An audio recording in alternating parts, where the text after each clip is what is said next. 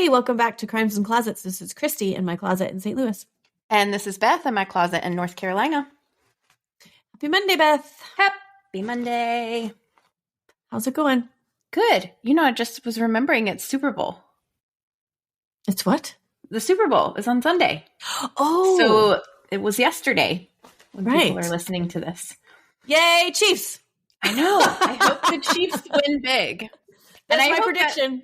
I hope I win big, too, on my thing that we bet money on with your mother. Oh, Super Bowl pool. You know, I just got it. I printed it out, and I haven't gone on to see what my numbers are. Yeah, I don't know what they mean.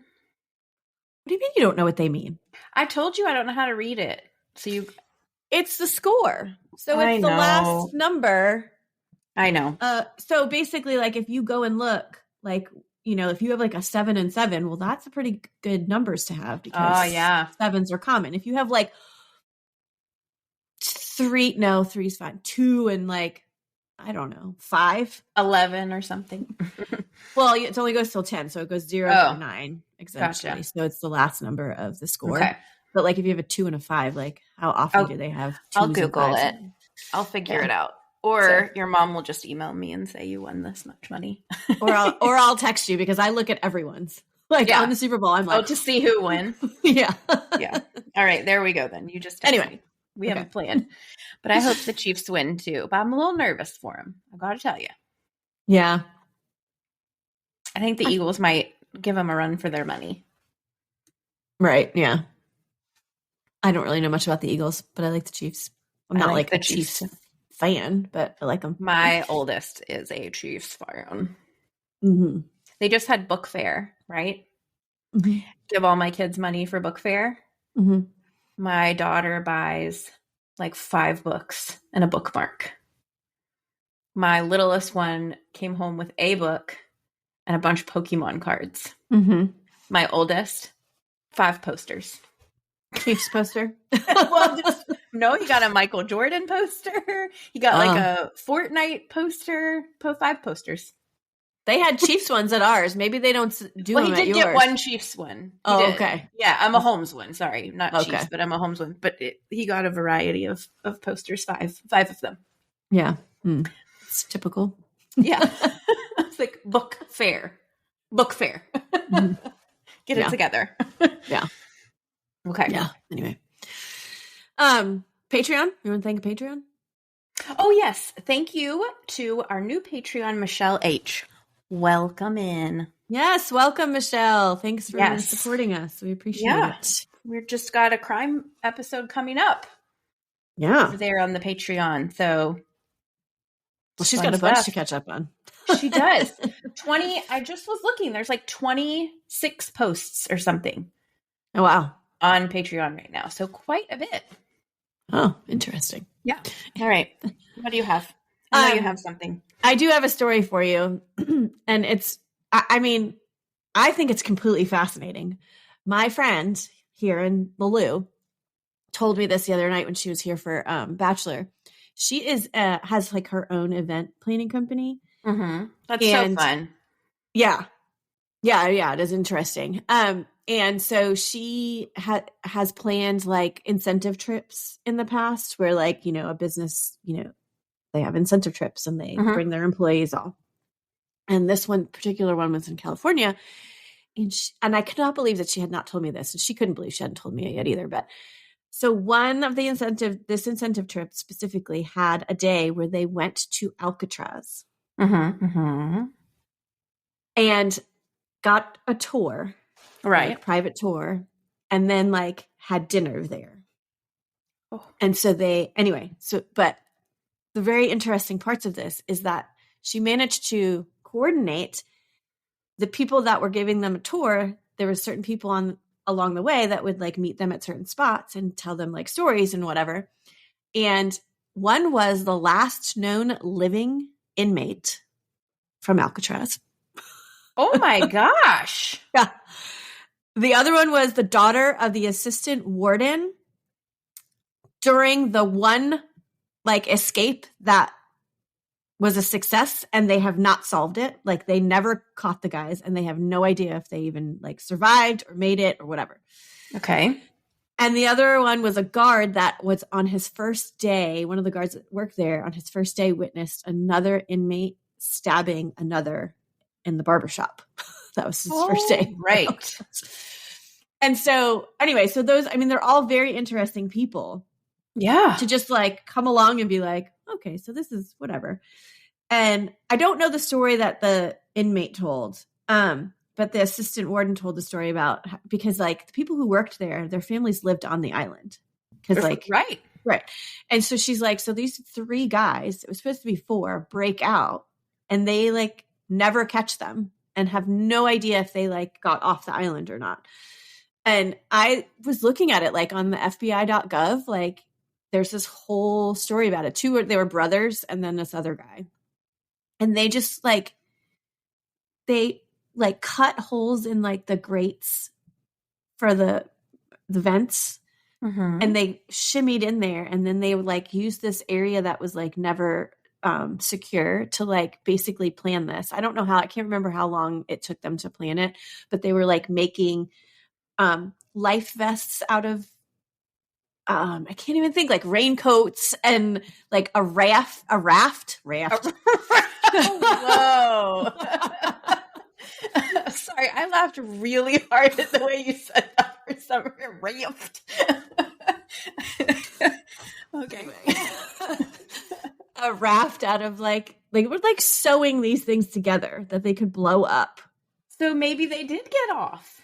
Well, so basically the reasons why they made like makeshift oars that I guess was found on the island that they were planning to like row to.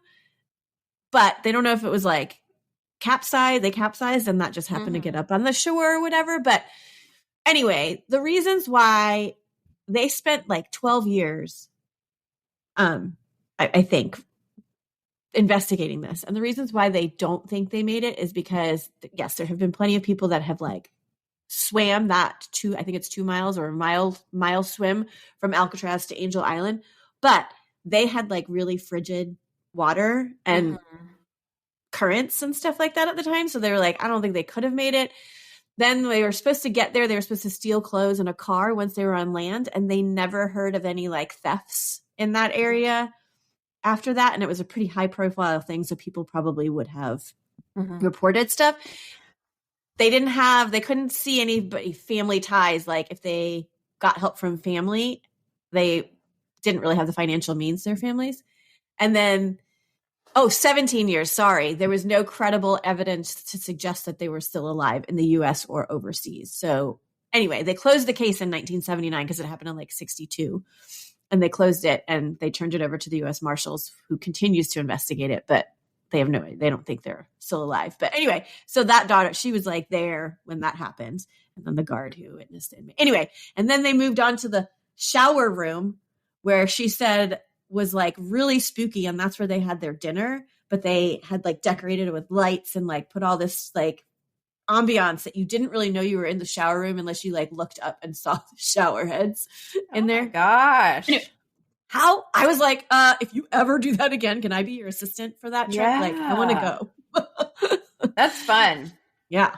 So anyway, I thought that was really cool. I do have a question. How do they know that they were planning on stealing a car and they were planning on stealing clothes and that they made these rafts? How do they know that? They have like an area that they found where all their tools were and the place that they were like making all this stuff. Okay. There's like pictures of it on this website. And then the 4th guy that was supposed to go with them started cooperating and telling them. Okay. There you go. Because he didn't make it out. He didn't get his grate undone in time. So they just left without him. Gotcha. So, but very, very fascinating. It's like real life Shawshank. Yeah. That movie Shawshank Redemption, where he like tunnels through the wall. Yeah. Yep. And they made like plaster faces to like put in their beds to make it look like they were still like with real human hair on it. Oh my gosh. Must have been collecting it from the barbershop or something. Like, I mean, I don't know. While somebody was being stabbed in there, they were taking some of the extra hair clippings. Yeah. Yeah. Anyway, so sorry, that was like another story in itself. That's crazy. But yeah, cool. I have a friend who has been to Alcatraz, and years ago, like way before true crime was like a big thing or whatever. And it was like her telling me stories of stuff that she saw and learned was really interesting. There's a bar here that is called the Slammer, and it is built in an old jail. Oh, and yeah, you said that. Yeah. Yeah, and they kept the cells and like repurposed the inmates' beds. And like, so a ton of the original stuff is still there. But it's a bar called the Slammer. We need to go there. I know. I really do want to go. It's in Franklinton, which is like kind of north here. It's not like, it's like 25 minutes away. But anyway, it's on the list. Okay. Well, I'll let you know if I ever make it to the Slammer. All right. Okay. Yeah. Maybe I'll make it with you. Yeah. Anyway. All right. Now that I had a whole other story in this one, we have another awful one. So if you want to just end right here, you can end right here. No, stick with us. Yeah. Anyways, it's a tough one. So be warned. Okay. I'm warned. I'm going. All right. Then here we go.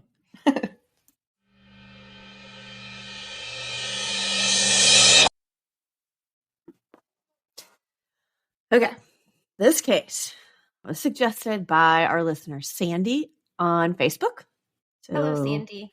Yes. Hello, Sandy. Thank you. I would say thank you, but I know that this is going to be a rough one and long. So I have been disclaimered.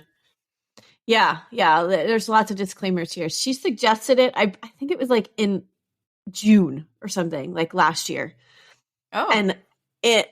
And I did let her know, like, at some point, I'm like, oh, I have to read a book.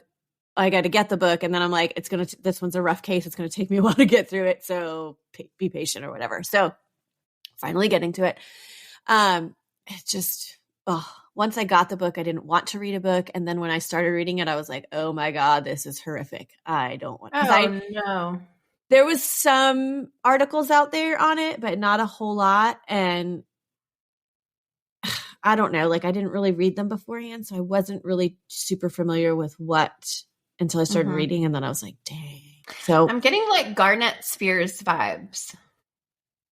Wasn't that the same? Oh gosh. No, but I mean like, because there was a book and you didn't really know a lot. And then you read the book and you were like, well, this is horrific, and made like you couldn't leave stuff out after that because it was all important. That's actually one of our most listened to episodes is Garnet Spears. I know. Well, that happened because it was like they did like a show or something like on it. And so I think people started like looking into it. So, but yeah, there was quite a lot of details in that book. And it's kind of the same for this one. Like this could be an entire season of a podcast, in my opinion. Because there's a lot of little things that go into it that you could totally spend entire episodes on. Okay. Clearly, I'm not doing that. So there probably will be things that if whoever gets this book reads it, they'll probably be like, why did you leave that out? Well, I had to leave something out. Yeah. So I'm giving you what I felt like was the most important things. And even now it's still a long case. So an overview. Got it. I'm here for it. But trigger warning, I'm going to give it to you now. And I think I actually give it to you again at a different part in the episode, but this includes sexual assault and torture of two 12-year-old girls. So if it's not something that you want to hear, besides you cannot leave, Beth, then I suggest skip it. But it's an intriguing case and really makes you think about a lot of things, including the law. Okay, so for today's case, we are going to Essex Junction, Vermont. Have we been to Vermont? I don't know if we have. We went to Vermont for a little bit for Maura Murray. Oh, right. Okay, well, yeah, this happened in Vermont. So, okay, so apparently it's very beautiful. I've not been to Vermont. I don't know why, but apparently it's real pretty, real green, the landscape, all that. This is a small, quiet town that has very little crime and almost no violence. It's close to the northwest corner of the state. So it's like just over the border of New York State, like that upstate part, and not far from the Canadian border. Okay. Way north. Yeah, it's way north. I mean, Vermont's way north. Anyway, but like just kind of giving you an idea. So there was a jail that was built there in 1870, but in 1938, it was actually dismantled because they didn't have enough crime in the area to warrant it. Like, I think it probably like cost them more money to run it and there was like hardly anybody in it. That would be great to have for jails to be obsolete because, right? Yeah, that's like utopia. Right. Yeah. Well, go live in Essex Junction, I guess. Yeah. Well, maybe not anymore, but it's cold up there. It is cold. Okay. So there was so little crime that when a couple was robbed in 1980, the Boston Globe ran a story titled "When City Terror Hits the Town." Okay. And they were robbed. Okay. And they were like just robbed. I mean, not just robbed. I shouldn't say that, but like it was kind of like, this happened in this town. We've got to report about it. Like big news. So anyway, they had about 14,000 residents. And I want to say it was like the second largest town in Vermont, but it's like still not. It's not big. So clearly like there's just lots of small teeny towns in Vermont, I guess. IBM had a campus in that area, which had about 8,000 employees. So it's like they were bringing like half employees in than the town, like not that they all lived there, but like half of the town's population with there was employees at IBM.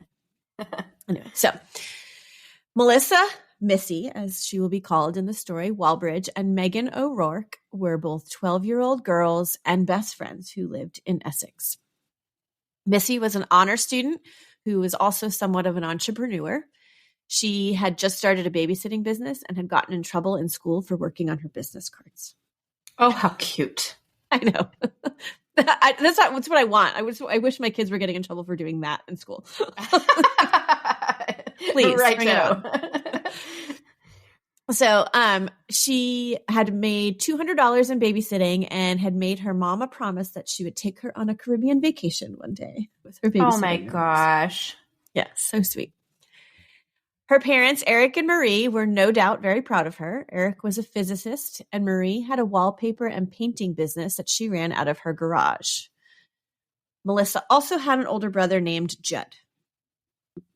Megan is a blue-eyed, blonde-haired cutie patootie who wants to be an actress when she grows up. Yes, Megan.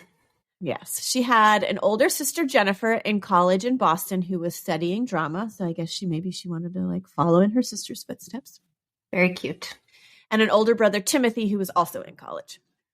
Her parents are Stephanie and Jim, who both had jobs about an hour away in the capital of, now I've heard many different ways of pronouncing this, but Montpellier. Okay. No idea. It's French, so I mean, I've heard of it. I knew it was the capital of Vermont, but I still have no idea how to say it.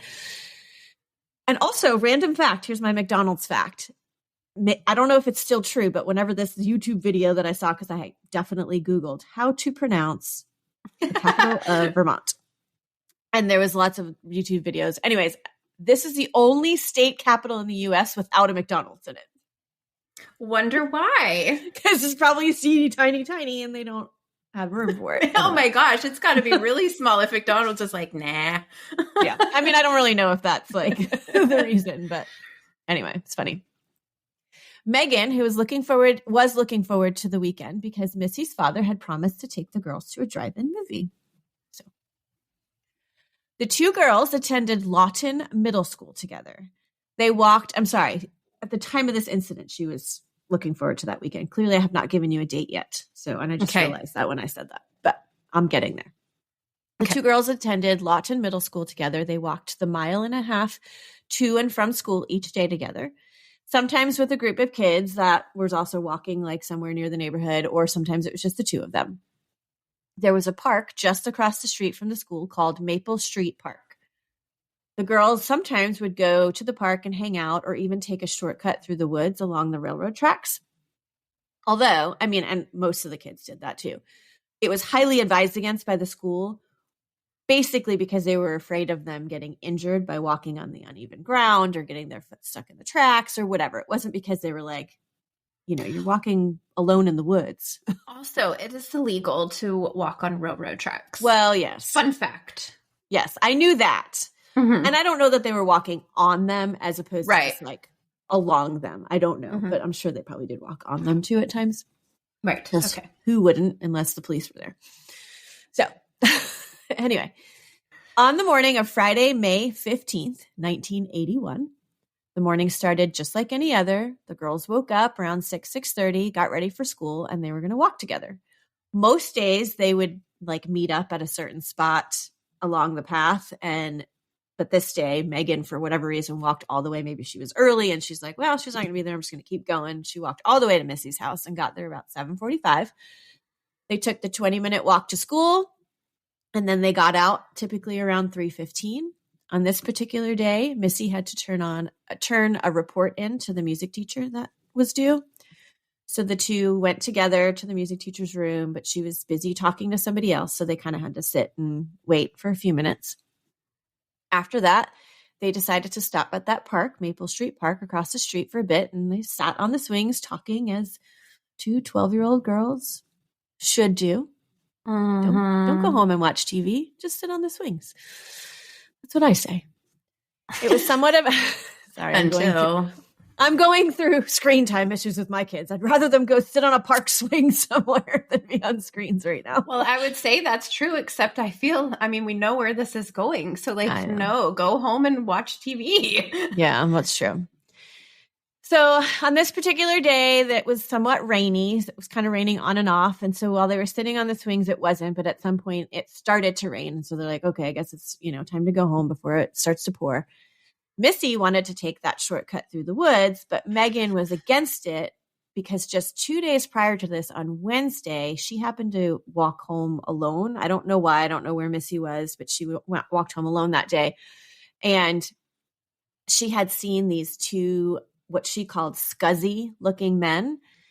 And she kind of got freaked out after she passed them. And then kind of, you're walking and you don't want to look back because you don't want to like make it obvious that you notice them. Or maybe you do sometimes, but you still, I don't know. Sometimes I don't want to look back because I don't want people to think that I think they're bad, Okay. Anyway. Playing a little game with them in your head. I got it. Okay. A little mind trick. So, but anyway, she heard like a crack behind her, kind of like a stick breaking maybe underneath someone's foot or leaves crunching or whatever. And so she was like, are they following me? So she started to walk, like pick up her pace a little bit, walk fast. And then she just started running and was convinced that they were chasing her. She kept running until she got somewhere more public. She never told anyone about this except for Missy. She didn't tell her parents, didn't tell anybody. Mm-hmm.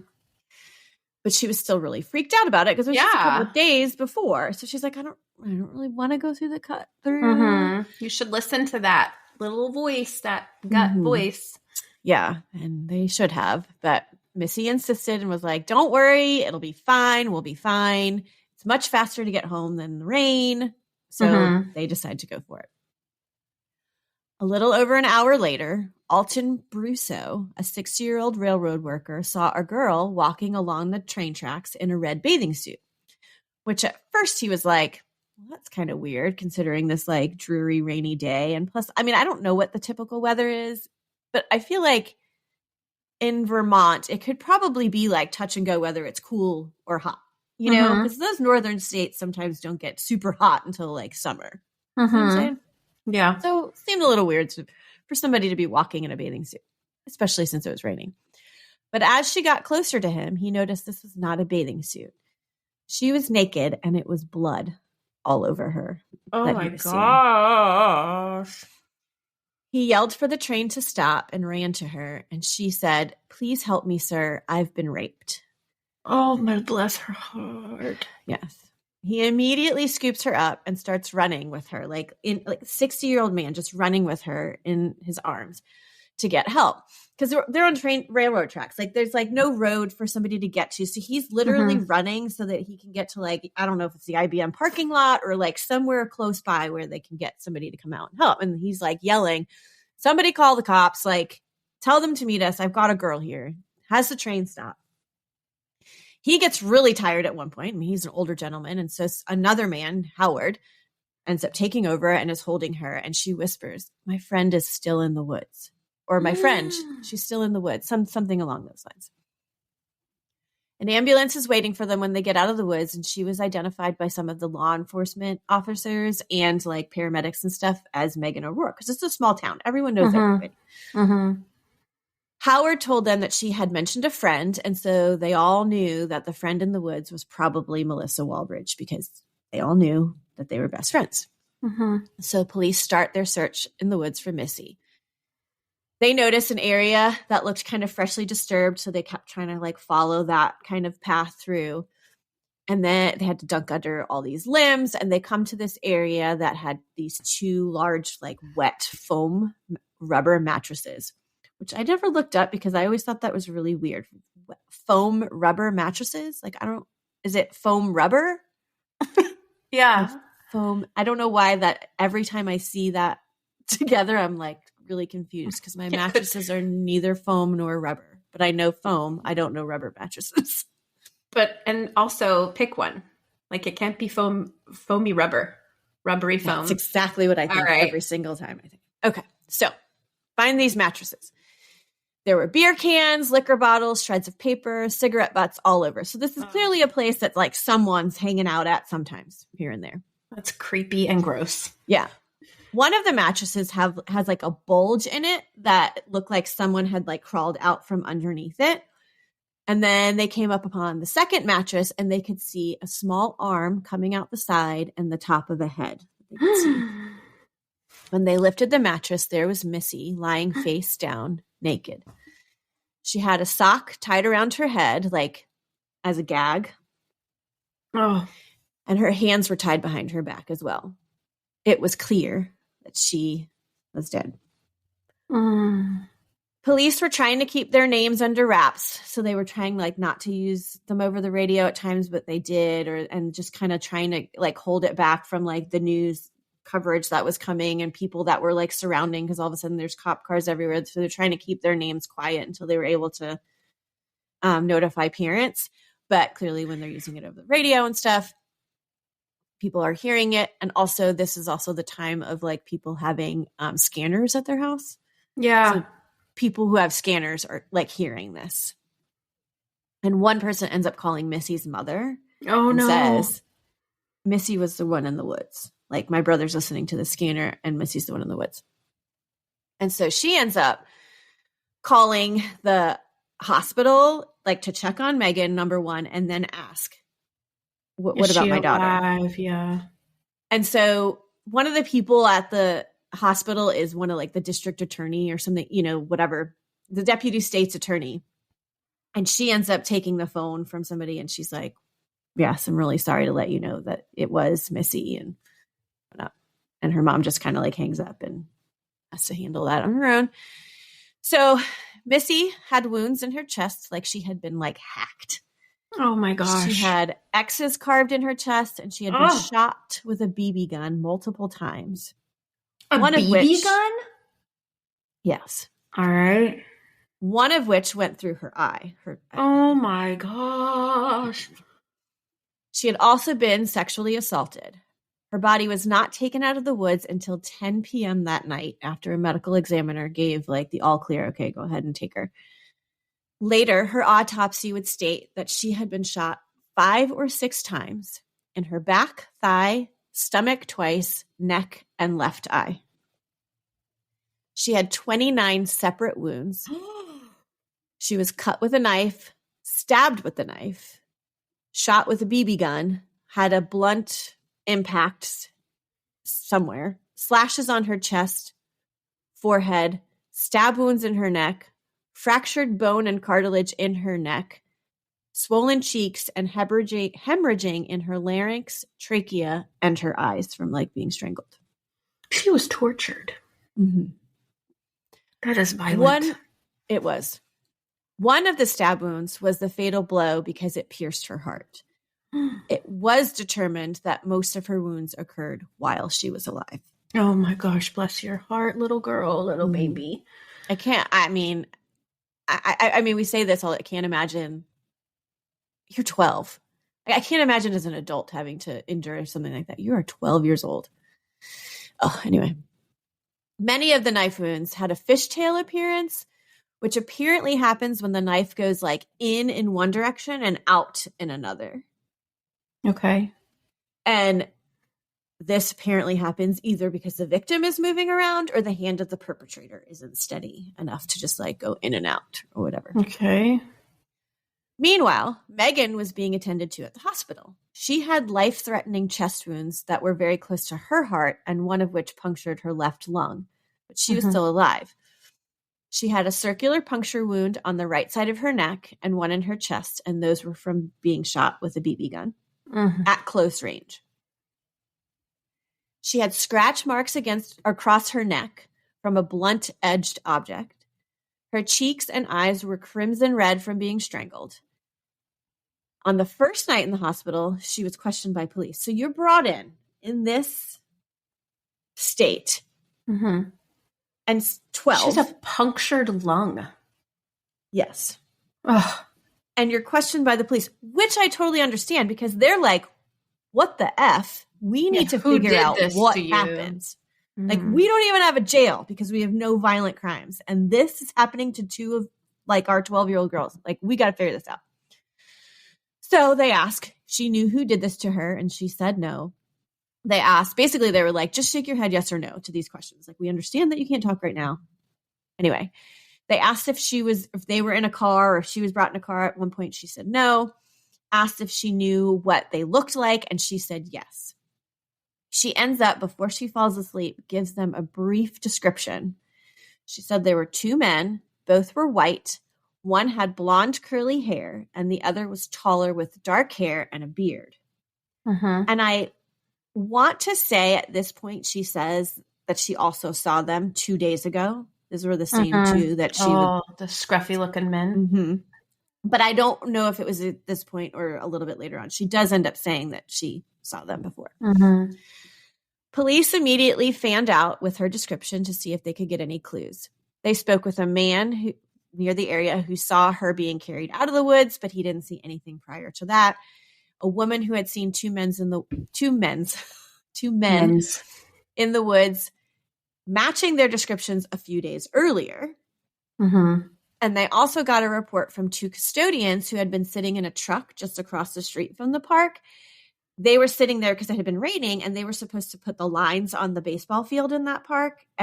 But they were kind of like, do we have to do it because it's raining? Is there going to be a game? They were just kind of like sitting there debating, do we have to go and do this or not? And they saw these two men walking toward the woods or into the woods toward the railroad tracks that matched the descriptions. But they said, we've never really seen them before. Like, we can't tell you who they are, except that that's what they look like. Like what she said is what they look like. So everyone in this small town thought it had to be somebody from out of town, like out of the state. There's nobody here that's going to attack these two girls in the way that they did. It just wouldn't happen. And if it was the case, if this is the case that they were from out of town, would they ever even be able to bring them to justice? Because they're probably gone already. Like, what are the chances that we'll figure out who this is? So they bring in a sketch artist that night to the hospital. And over hours and hours, they work with Megan.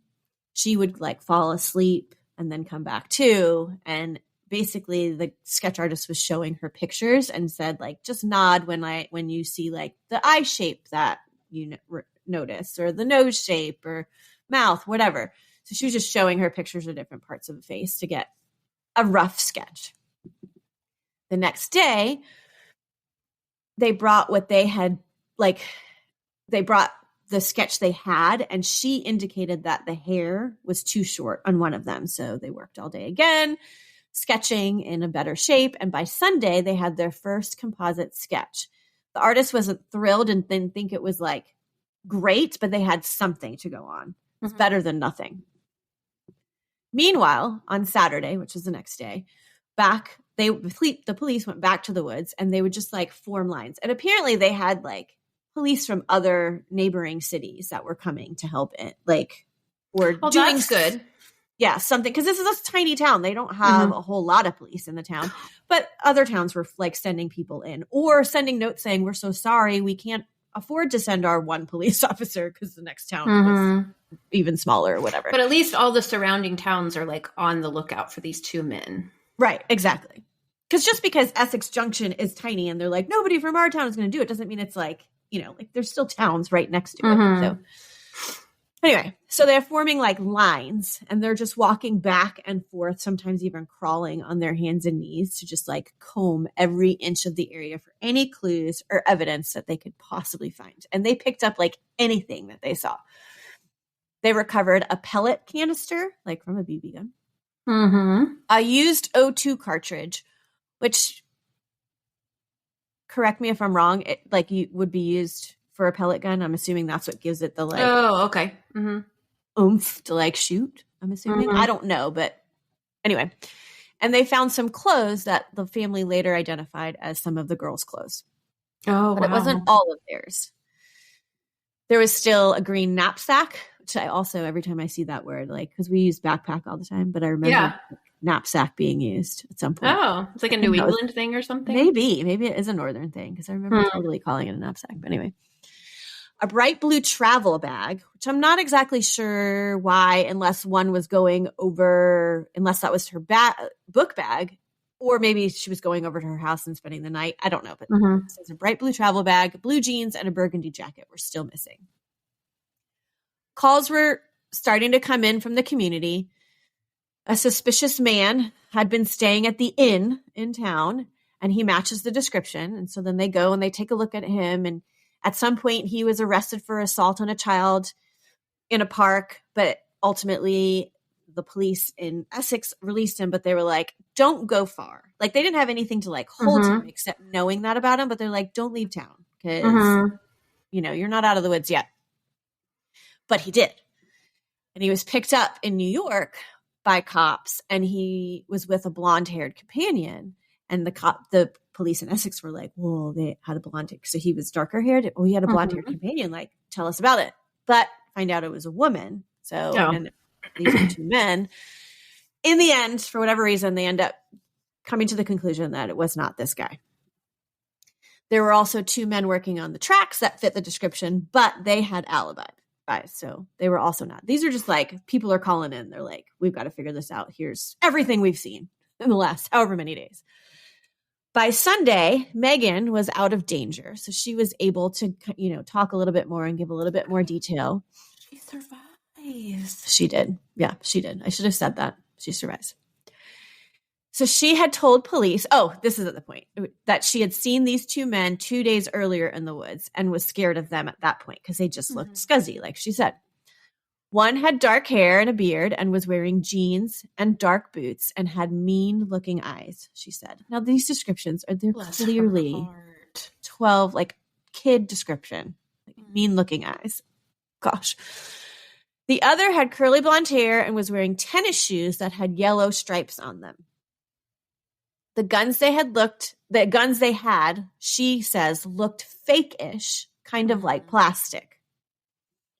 And she remembers one of them saying, now you will know what it feels like when a pig gets slaughtered. Oh, gross. Oh my gosh. What awful monsters. Oh. Yeah, the monsters. And just wait till you freaking find out who these monsters are. Now, here's the part where Megan tells police, as the best she can, what happened to her and Missy. So here's your second trigger warning. Oh my gosh, I gotta go. It's graphic. If you want to mute it, it's fine. I'll like give you the thumbs up. You're not going to let me do that, Christy. Okay. Megan said the two came from behind them and put their hands over their mouths and dragged them for a little bit and told the girls to come this way. And if they tried to yell, they would shoot them. So at this point, they didn't see the guns. They just knew they had guns to them. And they were, I think one said, like, this is a whatever caliber gun. So they were even pretending they were real at first. They instructed the girls to take their clothes off. The curly-haired man instructed her, and the dark-haired man was the one that instructed Missy to do it. Megan said that she did what the guy said because she was scared, but Missy struggled with them and was like telling them, no, I don't want to do this. I'm 12 years old. Don't make me do this. And it was actually interesting because the book that I read talked about how, I don't know if there was a case, I can't remember the exact reasoning, but like Missy was like, not obsessed, but like had been talking about rape lately. So there must have been a story in the news or something. And she was just like, I would fight them if it was me. And like she was like, had something, like something fierce about this. So anyway, the dark-haired guy ends up taking her clothes off for her. Then she said, Megan said, her guy made her suck on him. Megan then described one trying to put their penis in, but he couldn't do it. And then she described being raped by the other and forced to have anal sex. She said she was gagged with Missy's sock and her hands were tied behind her back with her own shirt. She remembers seeing the knife that killed Missy. She also said that Missy struggled a lot and tried to talk to them and say things like, oh, I really like you. I wish you wouldn't hurt me. But it was all in vain because they end up pushing her down, choking her, and stomping on her back. Oh my gosh. The black-haired man hit Megan in the back with something. She said it felt like a sleeping dart because it was sharp. And then she said she fell asleep after that for a little bit. And I want to say that might have been when the fatal blow to Missy happened because Megan never saw exactly who stabbed Missy that last time.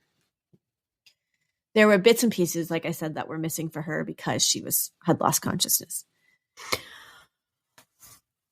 Did you have something? Well, I just was going to say, hopefully that was also her brain's way of like blacking out, like trauma response to preserve her own sanity. Right. Oh my gosh.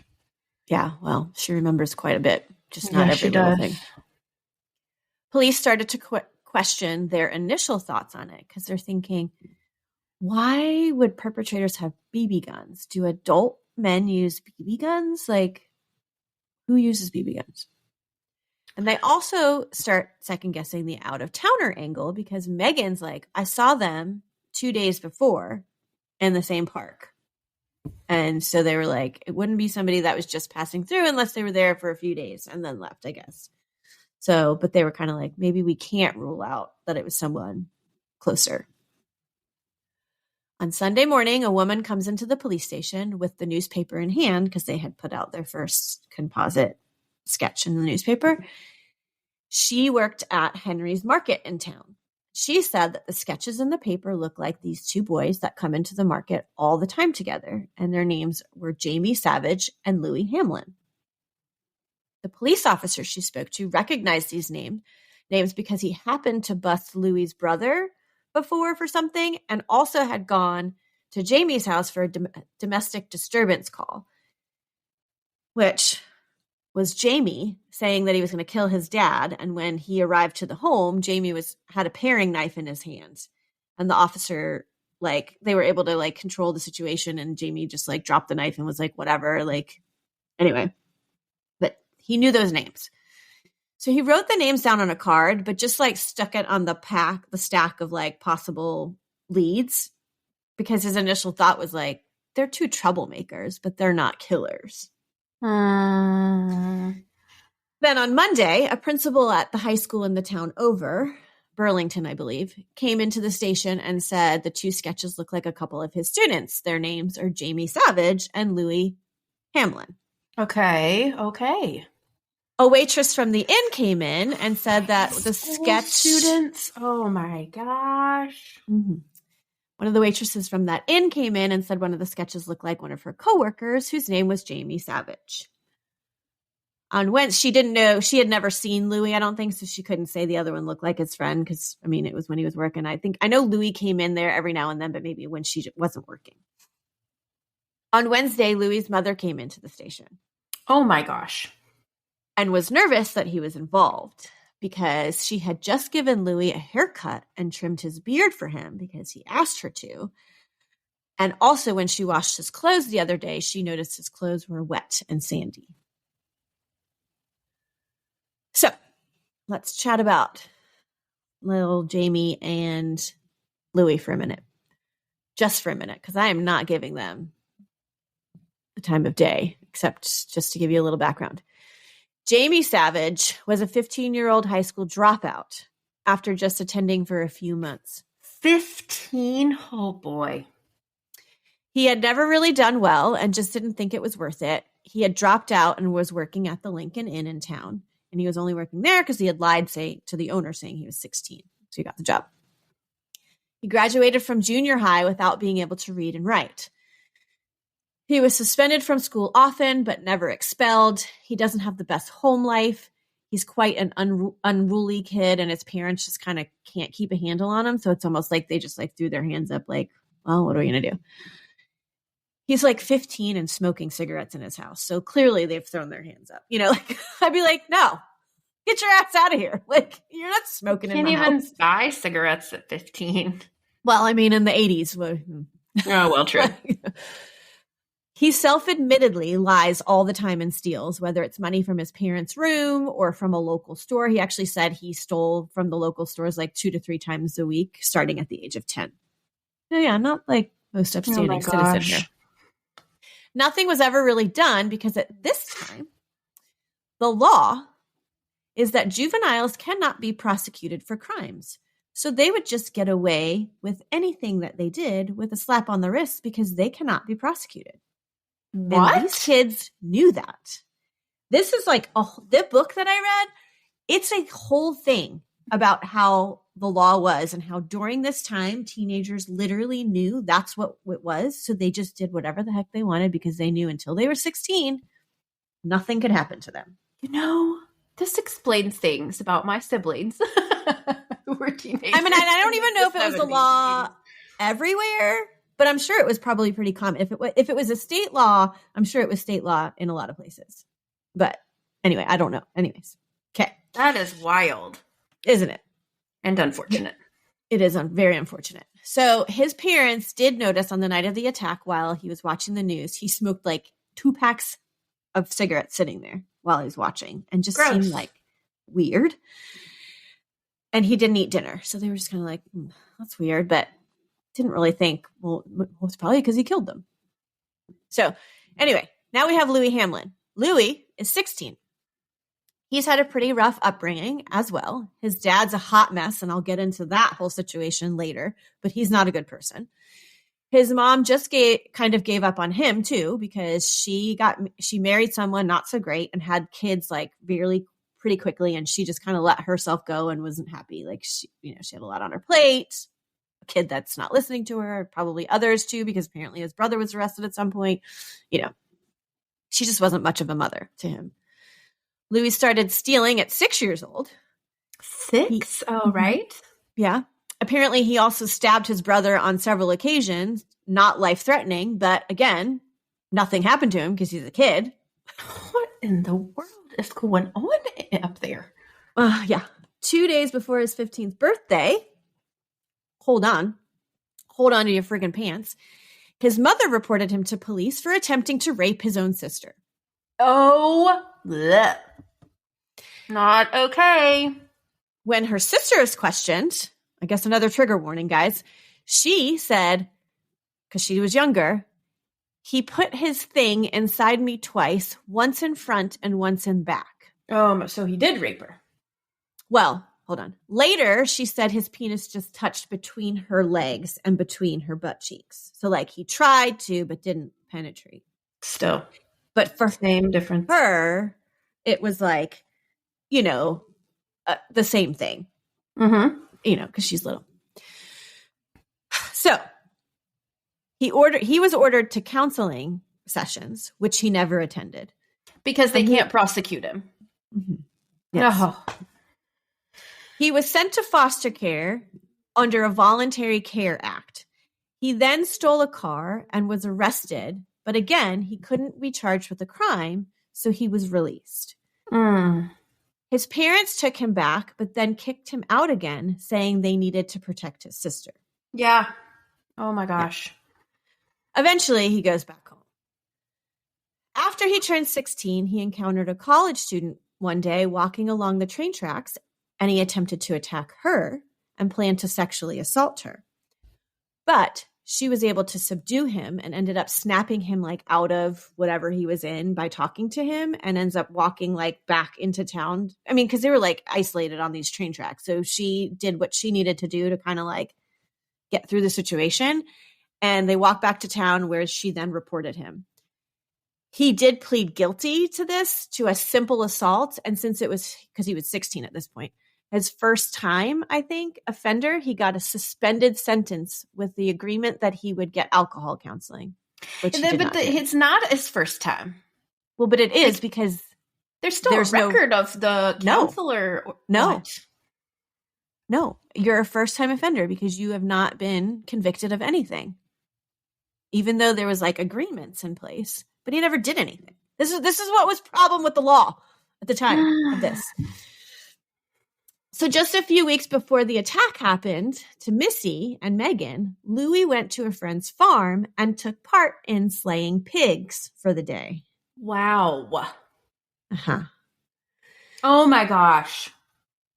Yeah. And he said the thing about you'll know what it's like to be a slaughtered pig. Oh my gosh. Uh-huh. Yeah. Uh-huh. He never really had any good school experiences because he was huge and looked at least 10 years older than any of the other students his age. So, which would explain why Missy was saying 2 men, and not boys, that they saw. He was also very violent at school, which is why he was actually at home or like suspended from school at the time of this attack, because he had gotten into a fight days before and was suspended. So he was not in school on the days of these attacks. So Jamie and Louis hung out nonstop for days because Louis was suspended. Jamie's dad didn't want Louis at their house because he thought he was a bad influence on Jamie. I don't really know. I mean, I get he is a bad influence, but Jamie's not the greatest person either. Well, true. Jamie's mother thought he was a nice kid, and so she allowed him to be there. So when dad was out of town, I think he wasn't, because he had spent the night at their house that night, and he was out of town for some reason, but he had to leave before he got back into town. So police start to pay a lot more attention to Jamie and Louis at this point. And on May 21st, which is almost a week, I think it was like the next Thursday after the attacks, they go to both of their houses simultaneously, very late at night. I don't know why it was late at night, but because they knew they'd be there, I guess. And asked them to come into the station to complete some tests related to a crime committed on May 15th. They didn't have enough information to arrest them. So they needed them to come in voluntarily, where they were just going to try and see if they could get them to admit to things and start talking about it. And at the exact time that they were doing this, they were bringing 2 photo books that they had put together to Megan in the hospital for a photo lineup. Okay. They needed her. If they knew if they could get her to positively ID them, then they could arrest them. Immediately, as soon as Louis' dad finds out that they're at the police station, he says he doesn't want Louis to answer any questions. He needs a lawyer, blah, blah, blah. So basically they're talking with them, with Louis shuts down. Okay. His mom is with him. And I want to say Jamie's mom and dad were with him. The police called the hospital earlier that day and asked them not to give Megan any sedatives so that she, nothing could be said, well, she was under the influence of whatever when she made this, ID, yada, yada. So they bring her the books. They gave her very explicit instructions. They say, look at every single picture before you even make an ID, because you could think someone looks like it, but then later on you're like, oh, and you don't want to second guess yourself. We need this to be positively who you pick. Just one person from each book, because they had one with for Jamie Jamie and one with Jamie in it. Okay. Yeah, because they're 2 distinctly different looking people, so they don't put them in the same lineup. Makes sense. So she's like, okay. So she took the first book, flipped through all the pictures, and at one point they saw her face and they noticed her face changed. Her eyes got big. She was like clearly in a panic, but she kept going. And she looked through all the pictures just like they asked her.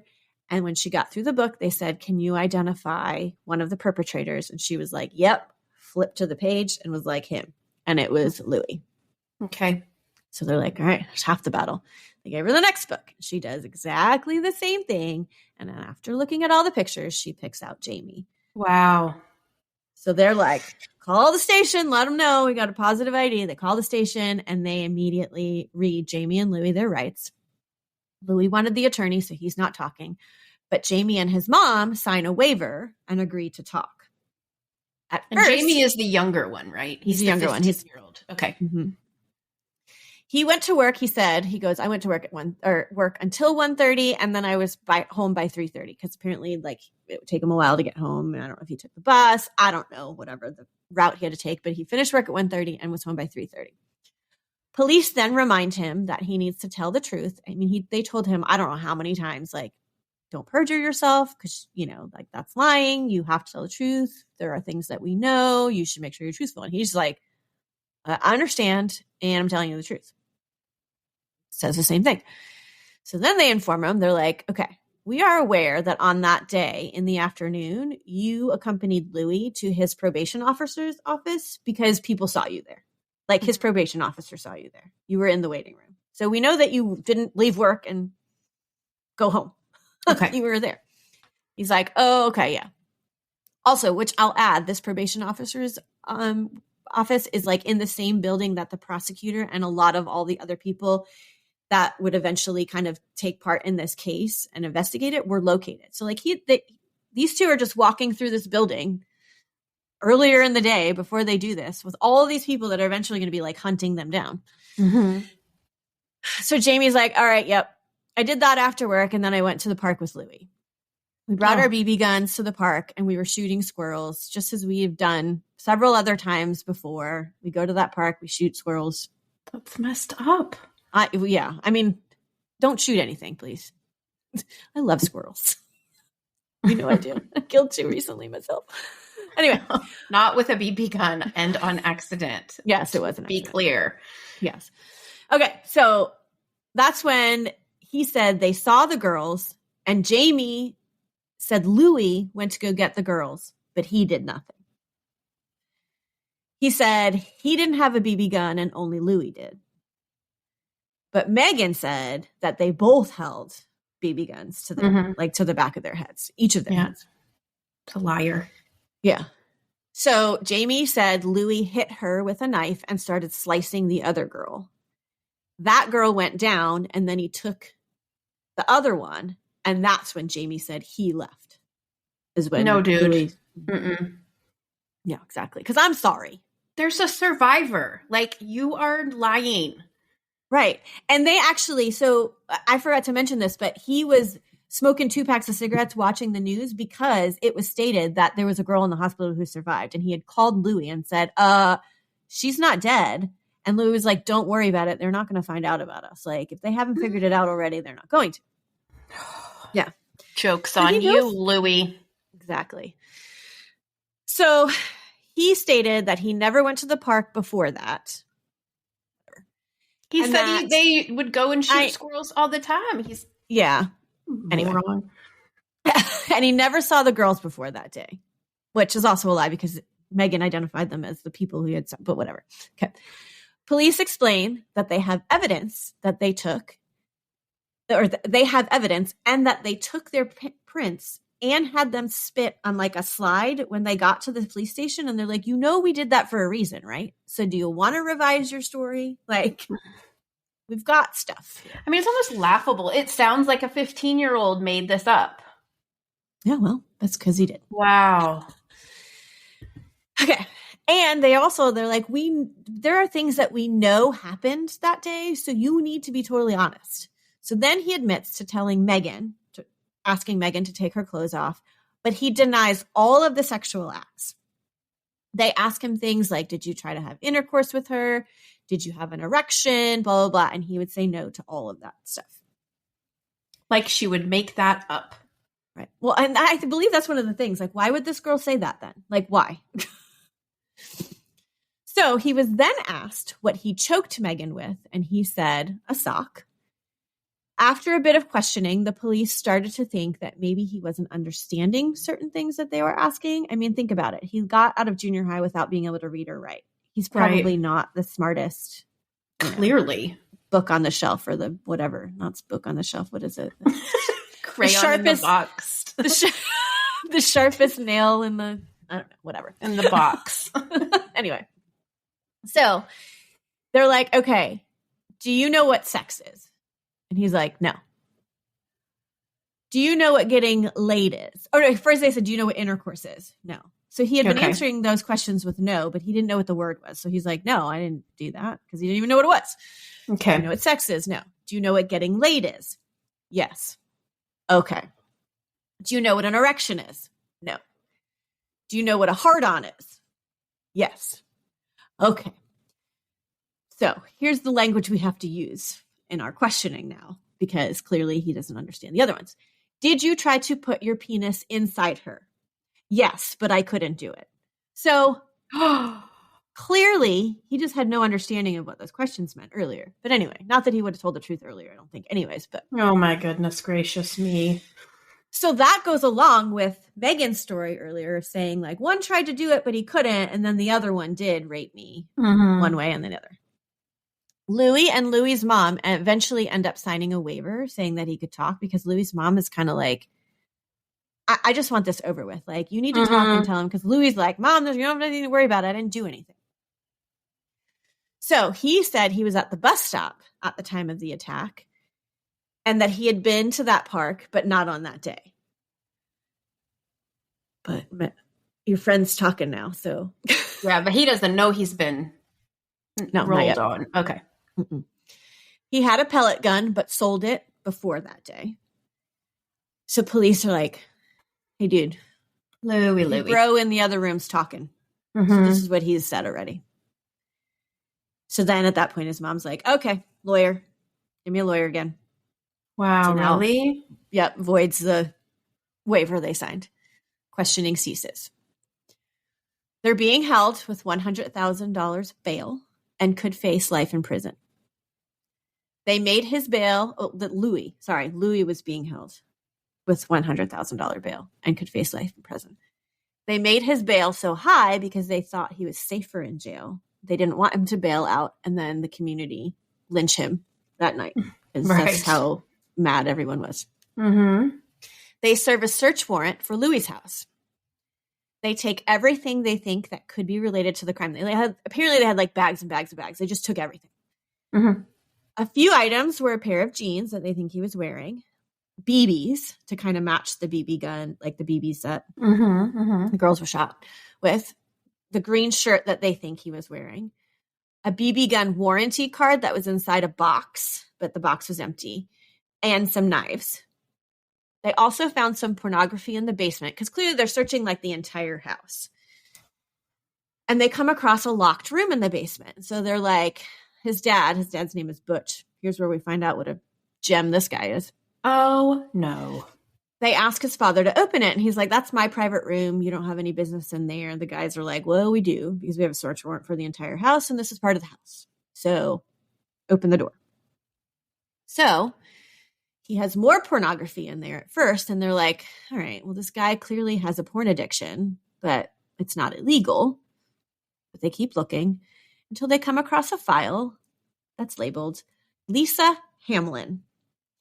And inside they find negatives inside the file of his 15-year-old daughter in suggestive poses and nude with a naked man whose head is not in the shot. And he is arrested because he has child porn. Yeah, of his own daughter. Is that his daughter's name? Okay. Lisa Hamlin, which I don't know if that's the same one that Louis tried to rape before. She is younger. It could very well be. I mean, he had other siblings, so it could very well be the same girl. This poor girl. Yeah. Okay. So here's where you're going to get real pissed. I mean, I know you already know what you're going to say. Okay. What? That they can't prosecute the 15-year-old because he's not 16 or older. Shut up. I'm shaking my head. Yes, guys. Jamie is 15, so he cannot be charged with this crime. he has to be sent to juvenile court, and he will be ruled delinquent and put in the custody of Social and Rehabilitative Services Department until his 18th birthday, and then he will be released. So he will be in custody for less than 3 years. And probably his record will be expunged after that. Yep. I was just going to say. Oh, my. And when he is released, he will be clear of any criminal record. So if he ever commits a crime, it will be a first offender crime. Once again. Because it'll basically be expunged. Wow. But first, he's going to testify against Louis. Well, they want him to.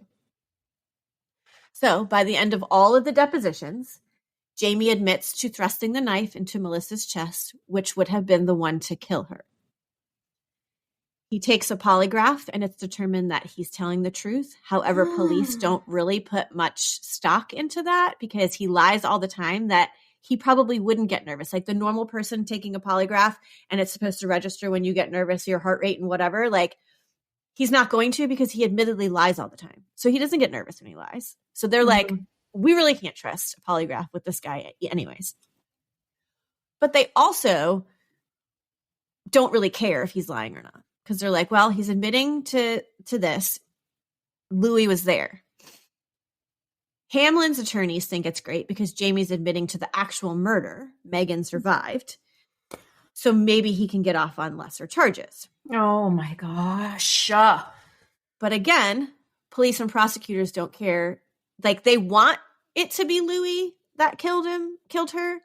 And they kind of questioned Megan multiple times, but Megan's like, I didn't see it. I can't tell you who did it. I know they both had the weapon in their hands. Louis did have it, so it could have been, but I can't tell you, whatever. But they don't care because in Vermont, if you're an accessory, you get the same punishment as if you were the one who committed it. So they were like, we don't care that we don't have the knife in his hand at the time because we're still going to prosecute him and get him on murder and life in prison. So Louis' attorneys tried 2 separate times to get a plea deal. The last one was to plead guilty to sexual assault, which would get him 25 max, and also guilty to accessory after the fact, which would get him 7 max. When all was said and done, he would serve 10 to 12 years probably, because that would be like minimum. I mean, he'd probably serve more, but they're thinking, well, he could serve only 10 to 12. Okay. I hope it's prosecutors are like, hell to the no. We give you that plea and the community is going to be making death threats against us. Like, no, we cannot plea this out. We are going to trial. Nice. So Louis' trial is set for May of 1982. His attorneys wanted Megan to do a live lineup because now everyone looks a lot different. He doesn't have his beard, is cleanly shaven, whatever. So they're hoping that's going to trip Megan up and it'll make it less reliable. It did not, because Megan's a freaking rock star, and she picked both of them out because she's never going to forget those dang faces and eyes. Yeah. Oh. They had a deposition with her a few days later, and Megan clammed up about the rape. She couldn't talk about it anymore. Yeah. Actually, since she told it in the hospital, she hadn't been able to talk about it since to anyone. Her family, prosecutors, counselors, no one. She wouldn't. Totally understandable. Yeah.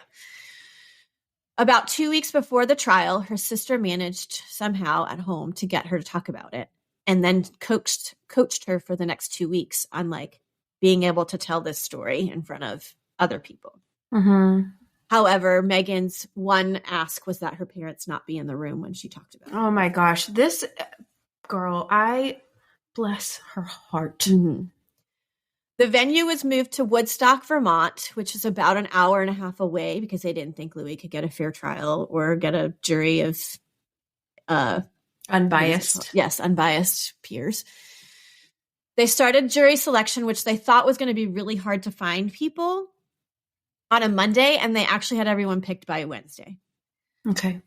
8 men, 4 women, all of which had kids, which the prosecution was not thrilled about because clearly all you have to do is picture your kid being the one attacked and you've got a biased opinion right there. So anyway, Jamie ended up not testifying in person because, which I don't understand this, they wouldn't give him immunity. So only his statements that he had made to police and lawyers and in those depositions could be admissible, and they were read, like somebody was like appointed to read them in court. But I'm like, immunity for what? Because clearly he's not getting charged with this. He's just going to like a rehabilitative center for 2.5 years or whatever. Unless it's like, because now he is 16, perjury, like they wouldn't give him immunity for anything at this point. If something else came up in the trial, I don't know. But he was still only 16 when that occurred. But anyway, I guess if he lies on the stand, then they could get him for perjury because he's 16. Mm-hmm. So anyway, he wasn't testifying on the stand. So they just read his statements.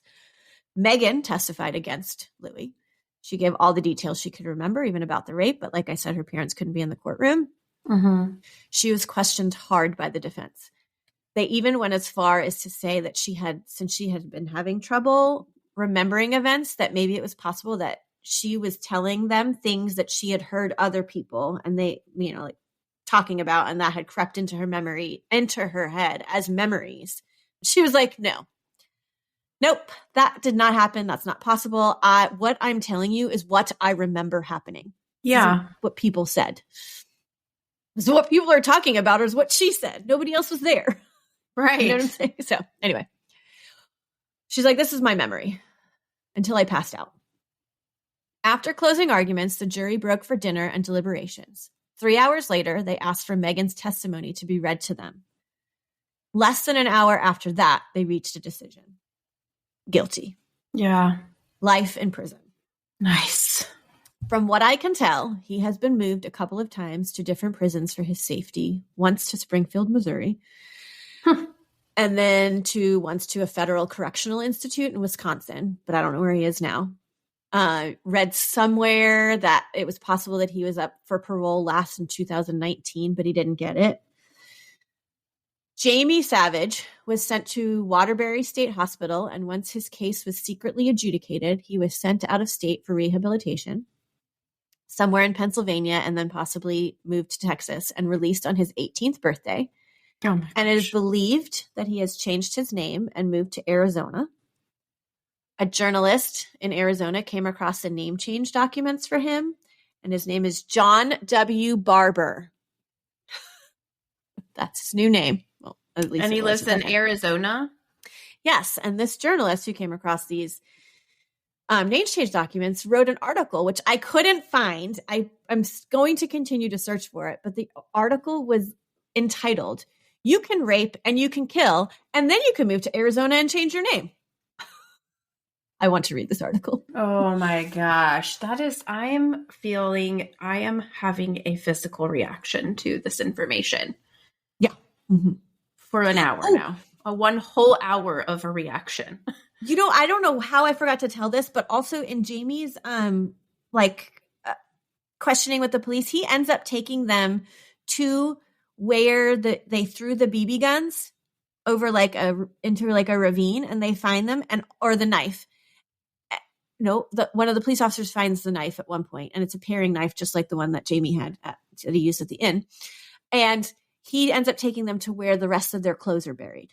Oh my gosh. Okay. So they find all the other stuff. So that was another part of okay, well, yeah, clearly you guys are there. So, okay.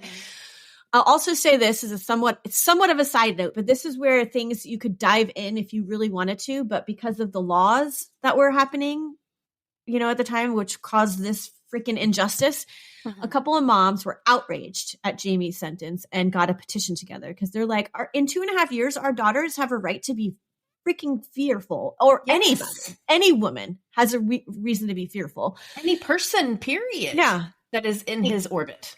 Right. So they didn't know how big of a reach, because this is a tiny town, that they would have, but they ended up getting 27,000 signatures really quickly. And then people in Canada started one, and other states. And an emergency legislative session was held to determine if they should change the law and lower the age. The mothers were also pushing for the law to take effect that would make it retroactive to keep. I was going to ask you this. Jamie in custody. They did change the laws, and they lowered the age to 12 to be convicted, and some crimes have no age limit. Mm-hmm. I don't know if it's still the case, 12, but whatever. This was changed at the time. They couldn't make it retroactive because that's unconstitutional. It's written in the Constitution that you can't change a law and then go back and like do that to Wow. somebody who's already. So, like I said, you could have dove well into all of that and the legislative session they had and blah, blah, blah. Most of it's in this book. It's called Death of Innocence, A Case of Murder in Vermont, and it's by Peter Meyer, and we will be giving it away because I want this out of my home. I will never get it again.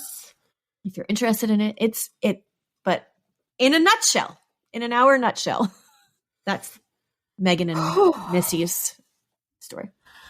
Well, at least this attack on them was not in vain. Yes. And caught pretty quickly. I mean, within a week, considering they had like nothing to start with. There's no way that guy's like a good guy now. John Barber. No, and so I did read on one Reddit, because this is the one that I was telling you that I was talking to Emery about, and all of a sudden Emery started diving in like deep on Reddit. Okay. Because he wanted to know like, where the heck are these guys now? Like, what's going on? And he actually had read that it was believed that he changed his name. And then it was in this book what he changed his name to.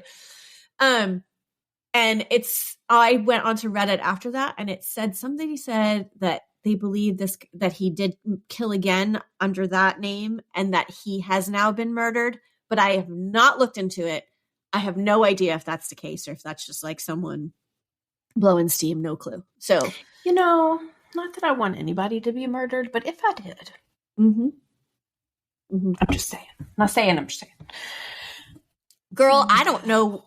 Had you heard of this? Like, this is like, should be ridiculous. Like, some podcast needs to dive into this big time. Not us. Yeah. I'm doing it. I told you. I said to you, I could have probably done like 3 probably episodes on this. And you're like, would you want to? And I'm like, no. Nope. Yeah. I know. Just one long one and be done. Yeah, one and done. No. Anyway, I'm done. I'm done with it. I also am done with it. You did a great job. How did Sandy find this case? I actually don't know. Okay. I forgot to ask her. I meant to because I thought about the same thing. All we had was like a link to a news article, and anyway, I didn't ask her. I'm sorry. I should have. It is always phenomenal to me how you get these horrific cases and I don't. I mean, not that my cases are not horrific, but like, I could not have read that book. Like, no. Well, which is why when I literally picked this up maybe a couple of months ago, and I read the first chapter and I was like, I just don't have it in me right now. Like, I had to literally know that I needed to like get through this as quickly as possible to read it. Like, when I had time to just plow through it and be like, done. Yeah, well, that was a really interesting case. Horrific. I mean, there's just no other word for it other than horrific. But the legal issues are, that is just, sometimes, sometimes we get it right. And then sometimes I'm like, we should all leave the country. Like, what are we doing? Yeah, wow. I mean, it was an injustice that was definitely done. 50% at least. And rest in peace, Missy. Your story is not dead and your life had meaning. And Megan, wow. I don't know where she is now. I guarantee she's awesome. Yeah. I mean, Megan O'Rourke is kind of like a common name, I think, because when I looked it up, there's like millions of pictures. I'm like, no, I don't think any of those are her. Yeah. So. Okay, well, thank you for that. And what a Monday. Look what we did here. Wow. I'm going to go take a shower, pray a little bit. Sage. Should I sage this one? Right. Yes, most definitely. So think some good thoughts. We'll be back next week. We hope that you guys made it through this with us. Yeah, that was rough. That was really rough. Yeah. Sorry. Yeah. Thank you for listening. If you like what you hear, we do have a Patreon. You can come find us on social media and let us know what you think about this case, or just hang out and talk about nice stuff. Unicorns, puppies. Let's talk about puppies. That's what we should do. We should all go Google pictures of puppies and videos. Yes. Go find your favorite TikTok and get your joy. Find your joy. Right. Please. Yeah. But thank you for listening. And always remember, the world is scary. People suck. Hide in your closet.